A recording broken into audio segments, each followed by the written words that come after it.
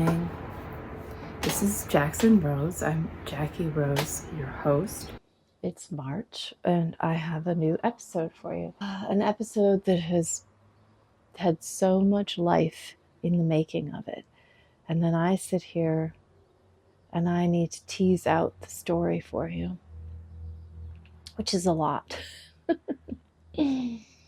But I think I want to start with a reading from David Brooks.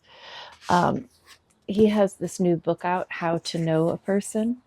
Oh, it's just so beautiful. It really informed the retreat that I hosted back in February. Here's a taste from it. He goes, was that really a good introduction? Probably not. I haven't picked it up in so long. It's like one of these books that I'm overwhelmed by. This happens to me. I get overwhelmed by how good a book is, and I read it so slowly, and I come back to it, and I reread the chapters again and again and again before I go forward. So this is one that I read again and again in February, but it feels apropos right now. It is about a crisis in our culture of community, and about the fundamental human need to be seen. So he writes, now you may be an atheist, an agnostic, a Christian, a Jew, a Muslim, a Buddhist, or something else. But this posture of respect and reverence, this awareness of the infinite dignity of each person you meet, is a precondition for seeing people well. You may find the whole idea of God ridiculous, but I ask you to believe in the concept of a soul. You may just be chatting with someone about the weather, but I ask you to assume that the person in front of you contains some piece of themselves that has no weight, size, color, or shape, yet gives them infinite value and dignity. If you consider that each person has a soul, you will be aware that each person has some transcendent spark inside them. You will be aware that at the deepest level, we are all equal. We are not equal in might, intelligence, or wealth, but we are all equal on the level of our souls. If you see the people you meet as precious souls, you'll probably wind up treating them well. If you can attend to people in this way, you won't be merely observing them or scrutinizing them. You'll be illuminating them with a gaze that is warm, respectful, and admiring. You'll be offering a gaze that says, I'm going to trust you before you trust me. Being an illuminator is a way of being with other people, a style of presence, an ethical idea, an ethical ideal. So when we hosted Melissa Jenkins and I hosted the retreat in February, I quoted from this book in the intro letter. So I don't know if I've told you this. I feel like I told you this way back about a practice we had in my house when it was called Friday Nights. And my mother, my sister, and I had gone through, well, my whole family had gone through something tremendously hard and awful. And on Friday night, the children weren't with us, my two sons. And that was very hard. And there was just a lot of loss and a lot of pain and a lot of healing that needed to be done. But also during that time, complete strangers reached out to us and helped us.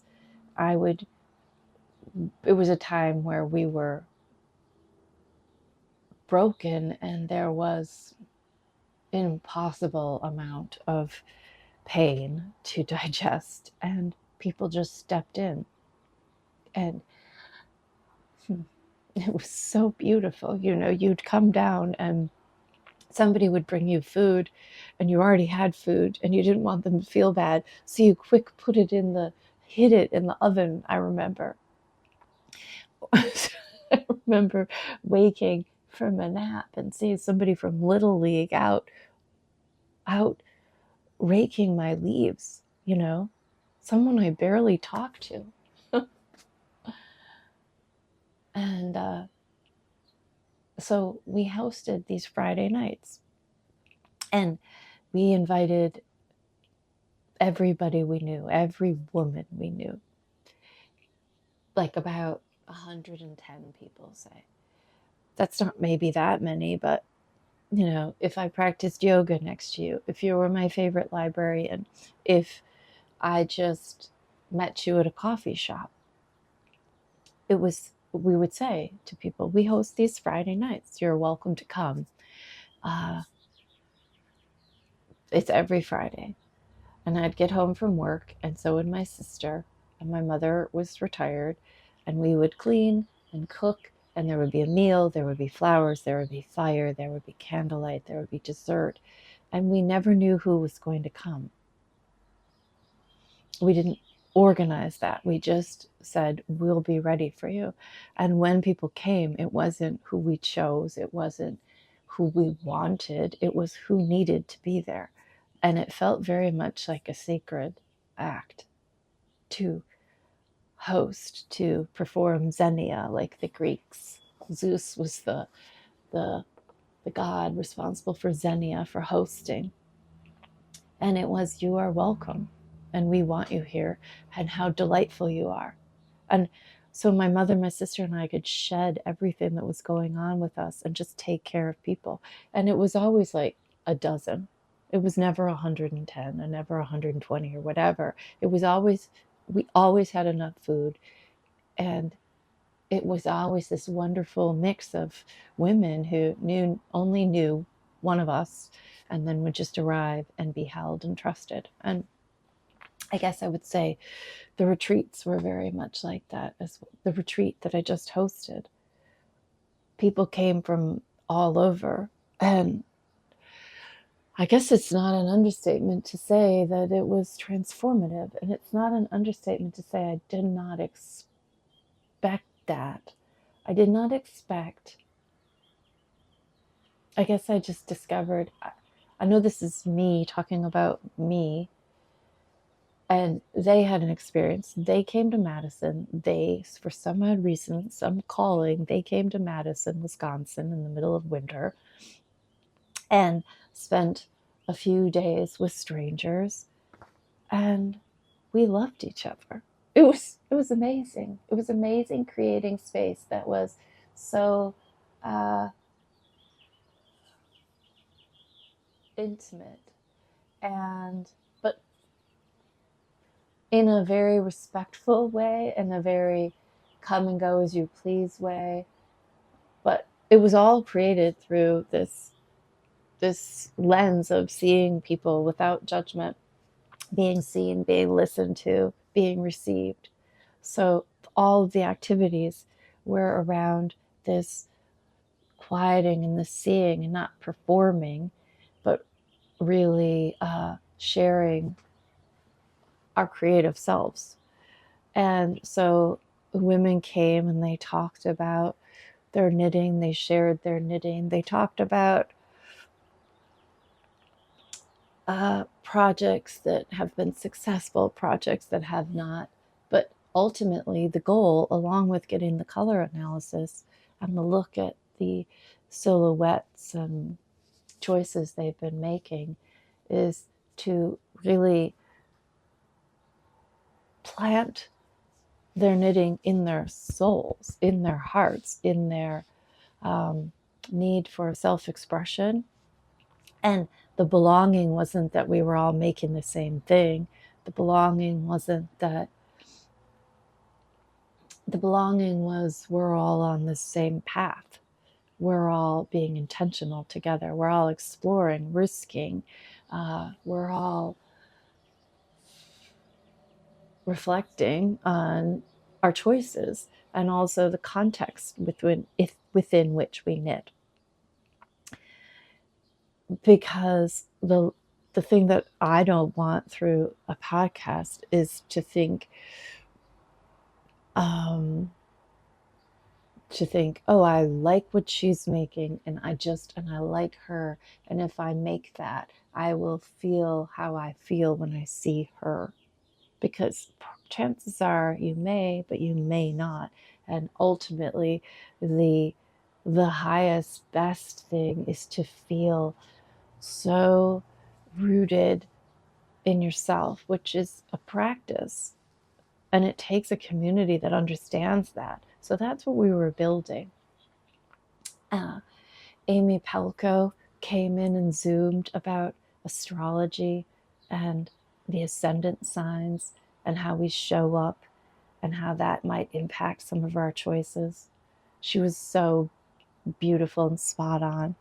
I shared an oracle deck as well while I was there, and it was fun. It was a serendipitous discovery of this local artist. I have it right here. It looks like this, and it's delightful, kind of folk tales. I know I have it on flora and fauna of the Midwest. But then so I'll just show you examples of them. So I did readings for people. We meant to have it be candlelight yoga, but there wasn't candlelight yoga with Hally. And then the Lamb and Kid sent Charleen along, and she brought all this beautiful hand-dyed Birdie, and there were kits of Birdie available, palettes that we had designed together to reflect the seasons, and so I'll pop pictures in of those. But it was just like an entry point to play with these colors, and Charleen brought her wardrobe, which is very disciplined, I would say, very integrated, very one piece goes with the next. And that's a really slow burn to knit that way. And she's been doing it for quite some time. And in fact, when she had her colors done, it just confirmed what she already knew about herself. She's somebody who loves to wear a lot of black, and that is what looks good on her. So, she wears a lot of black and neutrals. I took her as well to some of the shops up and down Monroe Street where I live. And actually some of the ladies went on a little tour, and even they went to Twigs, and I don't know where all they went, but showing things in Madison that I love and Melissa loves. And I went into a little shop called Sunne Boutique, and you will see she ended up giving me a suit because I've been so enjoying working with Mario of Manetti Tailoring. And Mario and I have an episode coming out about pants. And the suit had a pants style that wasn't one I normally gravitate toward. And I wanted to see if it's true, if having a tailor customize the fit for you, or at least, make it fit as best as it possibly can, if that is every bit as important as the cut and the style, etc. I mean, they work together, but I will show you that on another episode. I wore some other pants, and we just digest the whole pants and shoes, that line down there at the floor. But again, I can't say enough how wonderful it was to work with him. And that whole idea of absolutely the head to the toe. And the last time I was in Tennessee, I met a milliner, and she's talking about the same thing. She really thinks about the shape of the hat as a piece of the whole entire outfit as well. So there's always just so much to explore. But in terms of the retreat, the ladies that came, it really opened my eyes as well to this absolutely powerful difference between being in someone's presence versus being on social media, because I feel like they heard things that I know I've said and I've been saying for a while now, but I heard them really take them in when they heard them in person. I don't know why that is. That's very interesting and humbling to recognize, though, because we think we're so connected by media, and yet there is an element missing. And for instance, I got to sit down with Candace, who's been following the podcast of Caddy Jack's Knits for a very long time.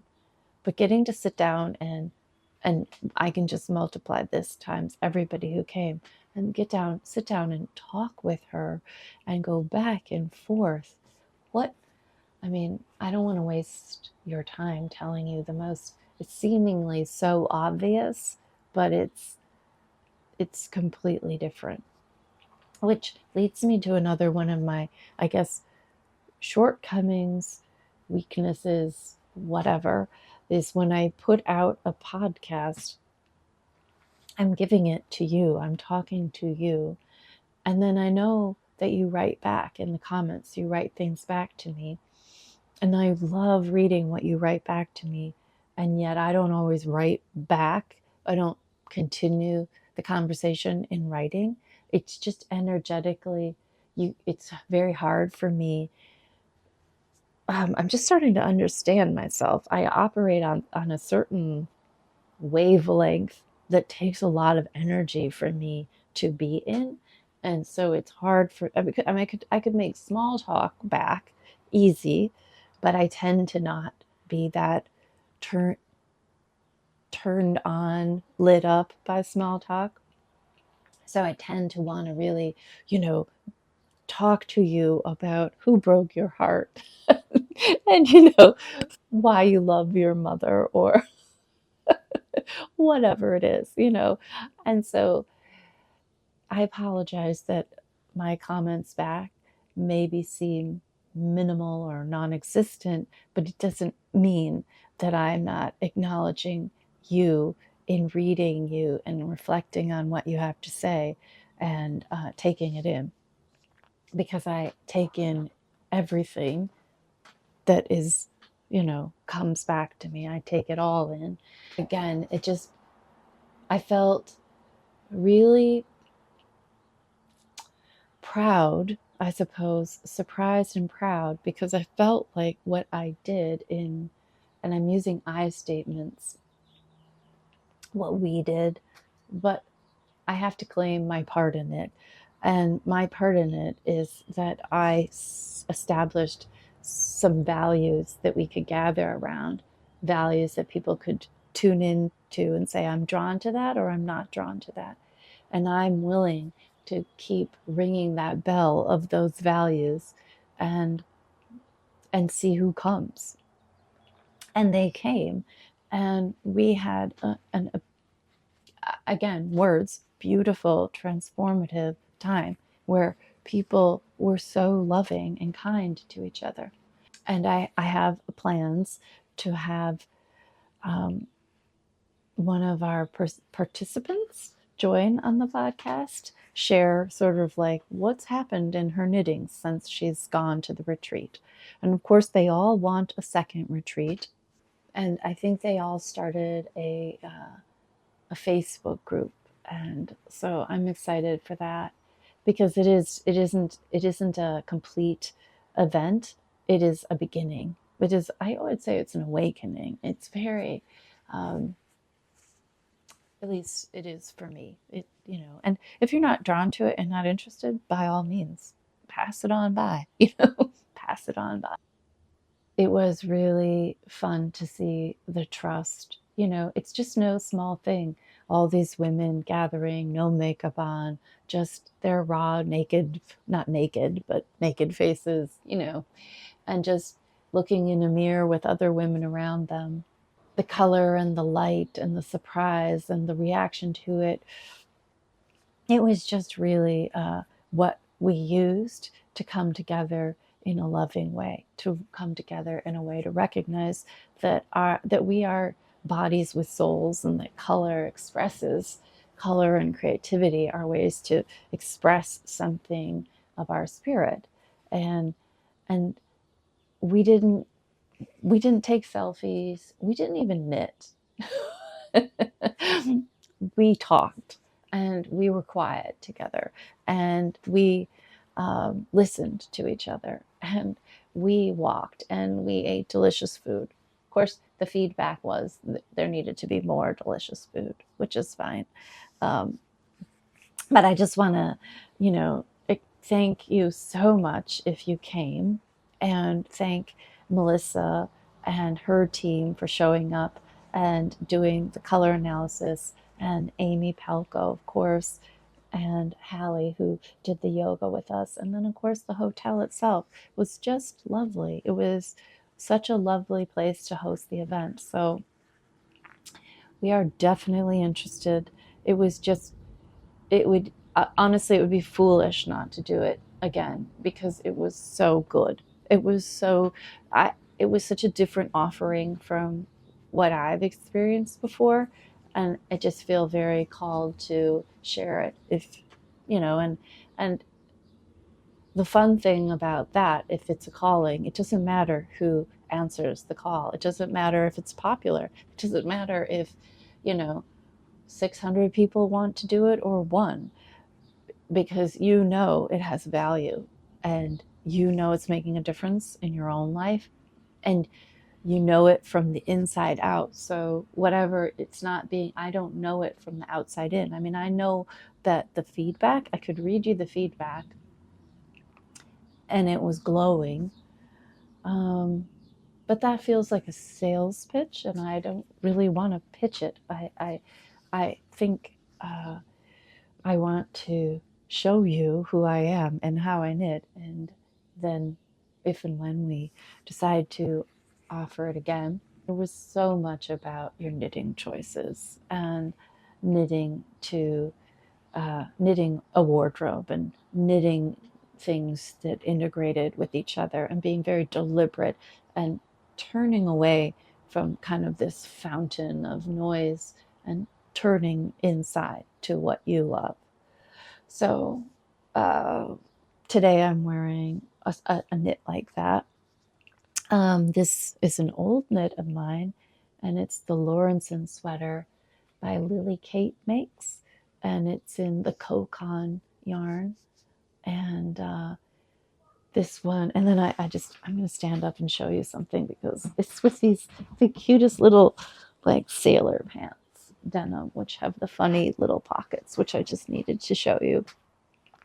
And it has a very fun puff shoulder silhouette. It has beautiful ribbing, and that will kind of scallop out on the sides and meet the ribbing around the waist in such a lovely way. So it's a beautiful design, and I could very much see knitting this again. I mean, it would be so good, for instance, just in like something like Todd, something luxurious, and just, like I'm maybe like a really perfect gray.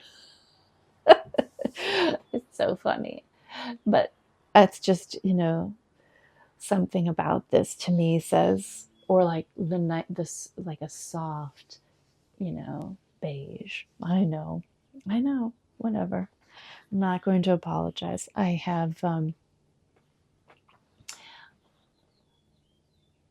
think it's exciting to really look at the silhouettes and the colors as sort of like a feast, and you decide. Well, you decide on the buffet what you choose to knit.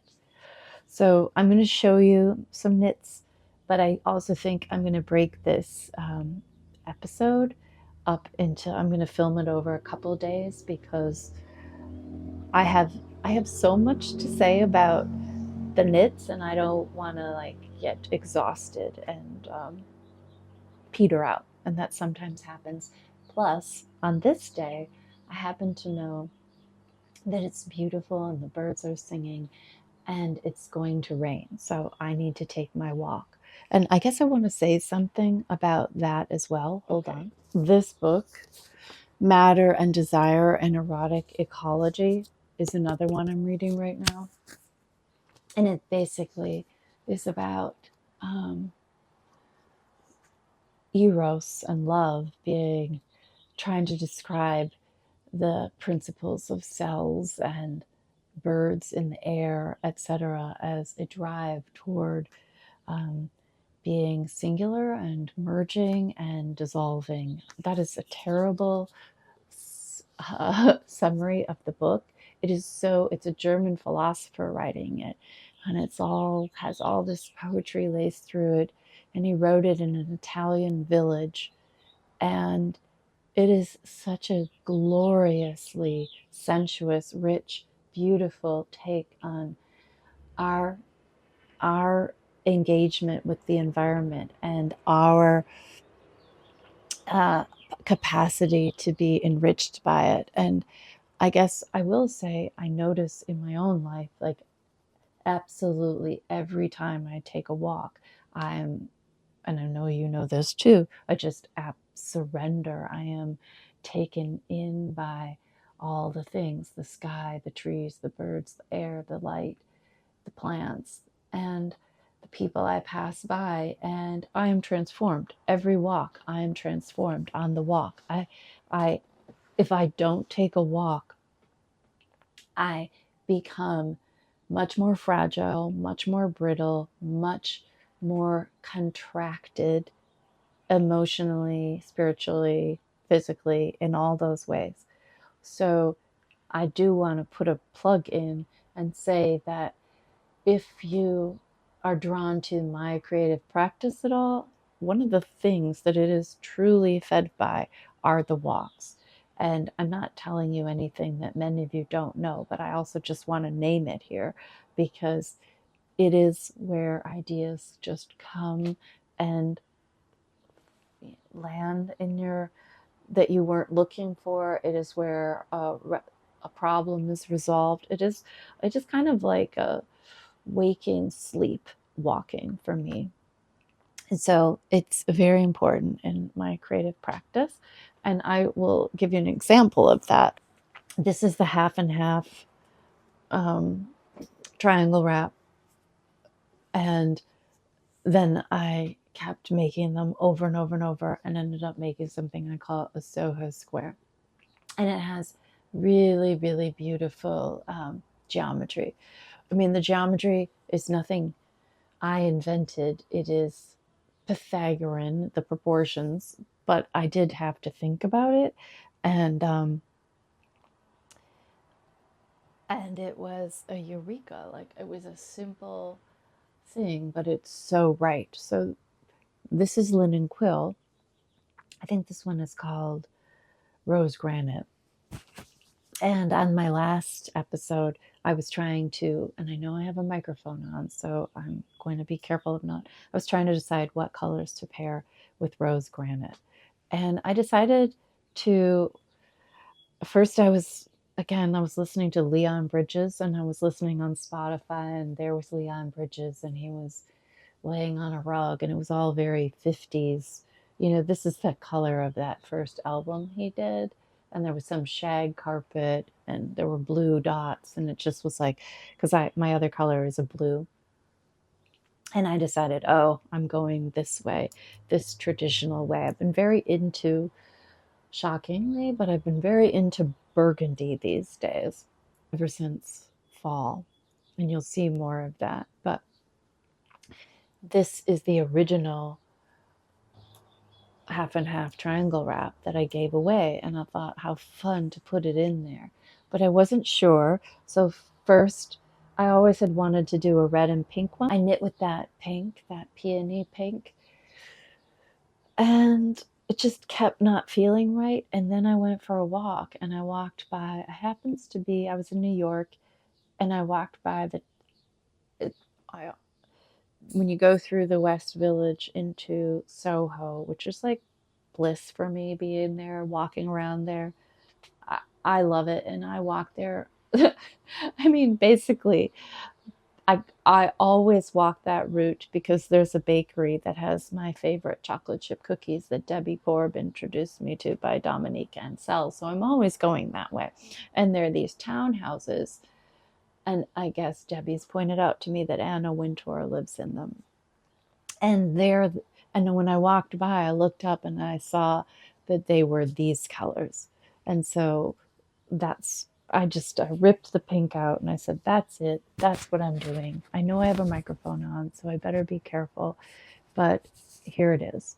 So it's rose granite, poppy red, and kiln red. And then to kind of further, and I can pop, boom, that footage in right there. To further that, to further cement, oh, I'm doing the right thing. I've been very obsessed with like belts lately, and webbed belts in particular, and I'm going to show you this belt. Here's the belt. You see how it also reflects these colors. So I'll either do the second half in blue or the second half in gray, but it was not an immediate decision. I hemmed and hawed, and but building up within the knit, building up the story of the first, having the first half and half wrap within my SoHo square feels so honoring to me and feels so right to me. And then trying to knit, this will be my first linen quill one that I've knit since I had my colors done. So it's, it's fun to play with that and, recognize that the SoHo square is perfect because, I mean, again, you don't have to buy into this at all. But this was one way of thinking about color that was useful to me, is that the two main colors could be colors that are clearly in your season, and then the contrast colors could be any color that you happen to like. So for me, it will always be very fun to continue to use every color that I possibly want to use and wear, and just play with proportions a little more intentional about how much of a color I put into things. Not that I can't have any color under the sun, and not that I can't change my mind and do a 180. However, the benefits of having things that really suit me and that really integrate with other things in my wardrobe, that's what I'm looking forward to. And so that's why some of this discipline, I think, will pay off, because I will be able to layer and combine in ways that if I just looked at one project at a time, I wouldn't. And I'm very much enjoying even imagining fine-tuning things and going back and changing buttons on pants, or knitting a shell for a sweater that has a really big open back, or designing a sweater that will literally, like I have a project that I'm doing a test knit for that I haven't even started, that I need to start like today, but I will definitely, it's already in my brain, what sweater am I going to knit for that accessory. I wanted to show you one other thing, and then I think I'll come back and show you my other projects. But it's this book, and it's this most fabulous thing. So it's a dictionary of color combinations, and it's this small, tiny little pages, and it has pairs of colors, and then it will have that look nice together, and then it will have trios of colors that look nice together, and then it will have fours of colors that look nice together, and then finally in the end it lists all the colors that it's using. And I find it absolutely a delight. So if you are when somebody who's kind of has a 3-color project and you're challenged, you know, you can just pull this out and go, oh, I know those will work. Like, I absolutely love this lower combo right down here. Or again, like you're thinking about making a SoHo square and you're not sure what you want to do. These situations are just absolutely fantastic. Or certainly the woman I saw using this was this fabulous, I'll see if I can find her Instagram. She's an Italian and she doesn't speak in English, but her Instagram feed, and she'll have like a silk skirt in one color and a jacket in another, and then a belt, and then she just layers her colors and her fabrics so beautifully.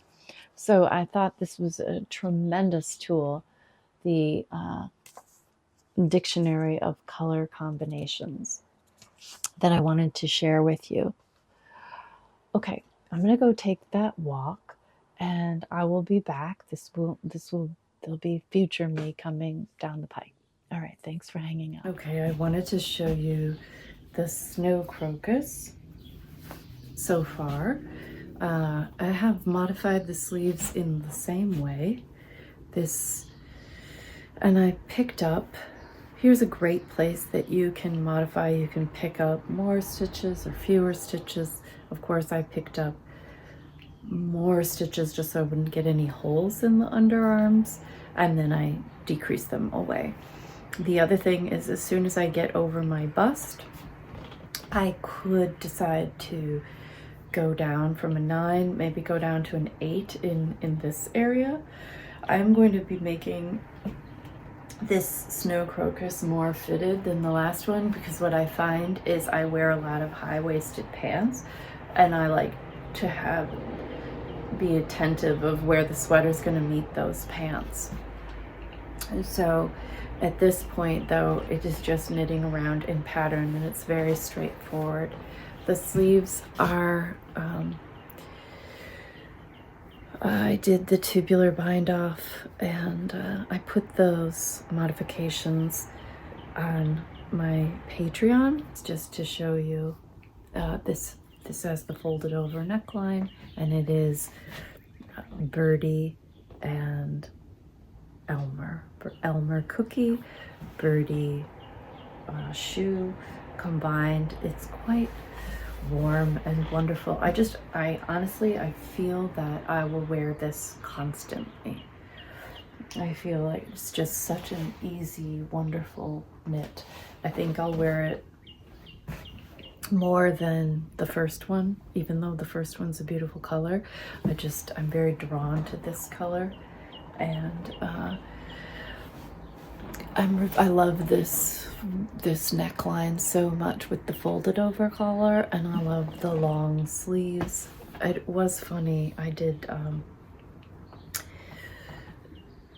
I was trying to be so intentional about everything, and perhaps doing the sleeves with going up a needle size so they'd be really drapey. Well, instead I put the sleeve on holders, and I didn't realize when I went back to knit it that it was just a holder. It wasn't the right size needle. So this is knit on one size and this is knit on another, and those are the kinds of things where I just have to laugh and go, oh well, this is just part of being a knitter, this humble situation that we find ourselves in. So I knit on 60-inch cords, so I'm just going to,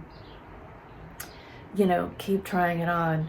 And like I said, I might have it cinch in. I know it does this, the snow crocus does this little like gathering before the band, and I just have to be trying on some of my sweaters I've already knit and just looking at how they interact with my pants. I might try this on with several pairs of pants that I own just to really be sure of where I want it to fit.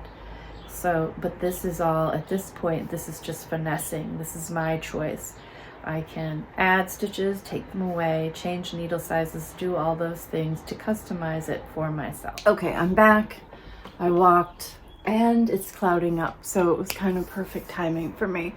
And I think what I'll do is I will do a series of videos rather than put you through such a long one. I wanted to mention about snow crocus that, God, I really love this. This feels amazing, and it feels like something that I will wear forever and ever. So that feels very exciting to me. And equally exciting to me, it has been the experience of teaching the class on Patreon. And I want to say thank you to the people who have taken the class with me. And it is available, it's kind of permanently available, but we will have a Zoom this Friday, March, today's the 13th, so whatever, it's Wednesday, so maybe the 15th we'll have a Zoom. And I record the Zooms and leave them up there too, so all the Zooms we've been having are up there, and I would say the Zooms are incredibly valuable because, like, just my experience is limited, so it's very fun to hear other people's experiences, hear their questions, their fit concerns, their goals, their challenges, etc. So the more people that come to the Zoom and share that stuff, the more we all benefit from it collectively. And so I have those recorded too, so it's not too late to join us or join us after the fact. And I guess I will put into the, intentions that I discovered I love this format. I love teaching and knitting with people. So one of the things, somebody already from one of my classes proposed a next sweater. And that's fun to think about. And so if there are sweaters that you're interested in knitting with other people, let me know. Of course, I have two ways I go about picking projects. One is it kind of develops inside of me, and then the other one is I'm influenced. And so I don't know what I have no idea what's next. I know what accessories are next, but I don't know what sweater's next for me. I have a design I'm working on. I'll call that in air quotes. It's in my head. I'm working on it in my head, which means nothing. But in terms of a pattern, I have some yarns, some colors, but I haven't landed on anything in particular. So I'm open to your suggestions if there are things. I will say one of the techniques that I'd like to explore with people is color work. I love choosing colors for color work, and when I was in New York, it was quite delightful being with Debbie. We had a whole camp experience, and I'll do a separate video about camp. And the camp was basically us both knitting our twigs sweaters, knitting and eating skinny pop and sitting by the fire and taking walks and knitting and knitting and knitting. But I also brought my steeking board along, and Debbie had several projects backed up that had steeks in that she was kind of intimidated about, and we worked through those. So that was very fun. So I think a color worked, steeked, those kinds of things that might intimidate people, that would be nice to have support around. That would be fun to do together, and also just to really take our time in selecting the colors. A good place to start would be to do a class about not even a specific sweater, because obviously that's always done, is how to choose your next sweater. That would be a great class. And like go through some criteria of what your goals are and what your needs are and what you're pursuing, and that we are all intentional and purposeful in articulating, like, here are the parameters of this knit and here are our goals. Because a lot of times a class is designed around a particular sweater or a particular technique, but very few of them are designed around us and how we make our decisions. So that would sort of be a blending of some of the work we did in the retreat and some of the work I just want to continue to do on Patreon. I love the community there, and I love that I don't have to wait to organize a whole retreat, that we can have Zooms together and see each other. Of course, there's different tiers on that Patreon. The Zoom tier is called the Classroom tier, but I do post content for all the tiers as well. And in general, just really appreciate your support. That's something to think about, if what our next sweater might be.